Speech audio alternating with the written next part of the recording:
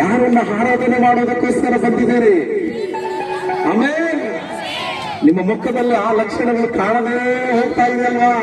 ಆಮೇಲೆ ಆಕಾಶವು ತನ್ನ ಸಿಂಹಾಸನವನ್ನಾಗಿ, ಈ ಭೂಮಿಯು ತನ್ನ ಪಾದಪೀಠವನ್ನಾಗಿ ಮಾಡಿಕೊಂಡಂತ ಪರಲೋಕದ ದೇವರನ್ನು ಮಹಿಮೆ ಪಡಿಸ್ತಾ ಇದೆ. ಆಮೇಲೆ ಲೋಕ ಇದನ್ನು ಅರಿತುಕೊಳ್ಳದೆ ಹೋಗಿದೆ, ಆದ್ರೆ ನೀವು ಅದನ್ನು ಅರಿತುಕೊಂಡಂತವರಿಗೆ ನಿಮಗೆ ಶುಭವಾಗಲಿ. ಕುಂತಿರುವಂತ ಸ್ಥಳದಲ್ಲಿ ಬೇರೆ ನಿಂತುಕೊಳ್ಳೋಣ. ನೋಡಿ ಎಲ್ಲರೂ, ನಮಗೆ ಸಮಯ ಜಾಸ್ತಿ ಇಲ್ಲ, ಸ್ವಲ್ಪ ಇದೆ. ಒಂದ್ಸರಿ ಪರಲೋಕದ ಕಡೆಗೆ ಕೈಗಳ ಮೇಲೆ ಕೆತ್ತೋಣ. ಆಕಾಶ ನಿನಗೆ ಸಿಂಹ